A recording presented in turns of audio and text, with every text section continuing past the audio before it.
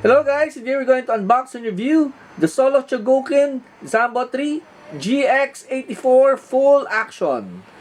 But before we continue, don't forget to hit that like button, share this video, comment, and subscribe to my channel. Zanbot 3 was a mecha anime show that was created by Yoshiyuki Tomino of Gundam fame, and it's considered as one of the forerunners of the real robot genre. The series showed a more realistic portrayal of war, as it showed that death was inevitable in times of conflict. Let's take a look at the box. So here in front, you have the item with a very dynamic pose holding his weapon. This is the side, the top,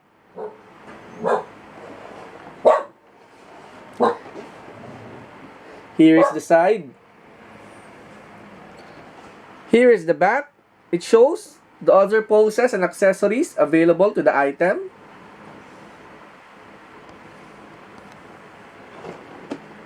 This is the bottom.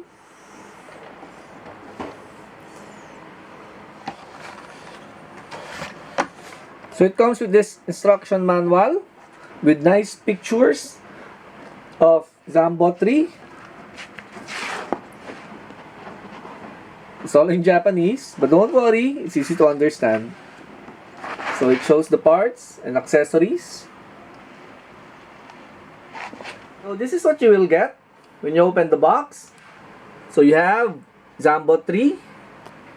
So you have this base, which also doubles as a stand. And here's where you can also put the extra accessories. Inside this are extra hands and extra parts. These are the weapons of Zanbot 3. Here's the figure. Let's take a closer look. So here it is. Okay. So this is the front, legs, feet, the side, this is the back. Now guys, the wings here come unattached. I've already attached this and also these parts. This is a nice looking figure. So let's look at the articulation. So this is the head. So it moves this way, down, up. Now with the shoulders, okay, so you can do this. And what's nice about the FA series is that they're made for posing. So they adjust some parts of the mecha to open up, so you can pose them in a lot of more dynamic ways. Okay. So there's elbow. Okay. For example, this part goes up, so you can easily adjust the pose this way. Okay, so this part doesn't get in the way. So with the torso, chest, see, very flexible, so you can have more dynamic poses. Although here's always the weird part, there's this big gap. Okay, but just a minor complaint.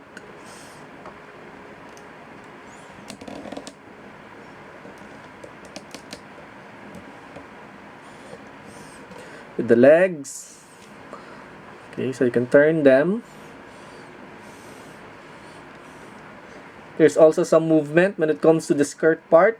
So here, so you see that it opens up to provide a wider angle for your poses, which is of course nice. And with the knee, see that? Okay. So it's really for posing.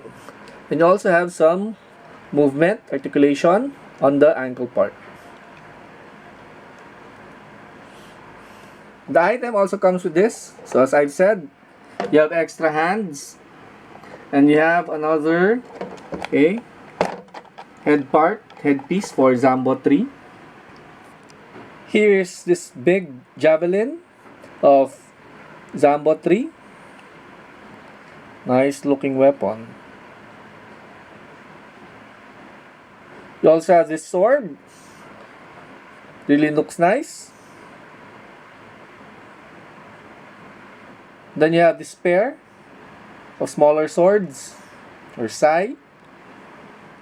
You can take out the hands and attach the weapon grasping hand. There you have it.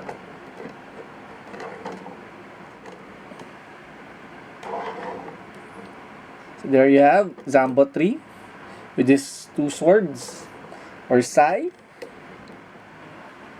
Here is Zanbot 3 holding his spear, his lance. It's very long. Here he is with the sword.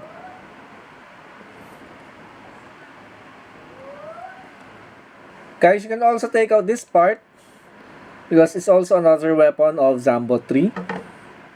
So here's how you do it.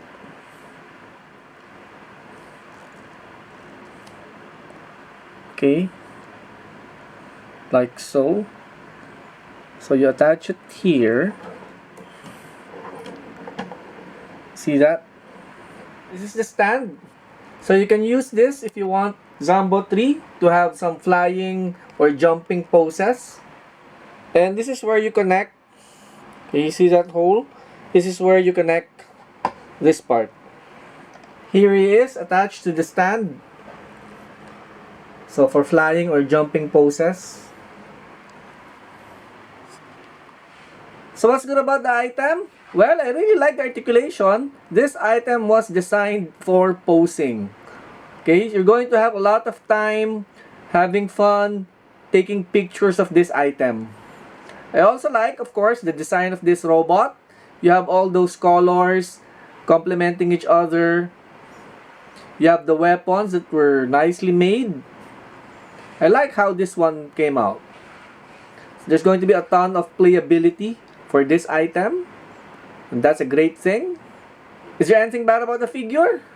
Well, I would have preferred more weapons, maybe some power effects, but those are minor complaints.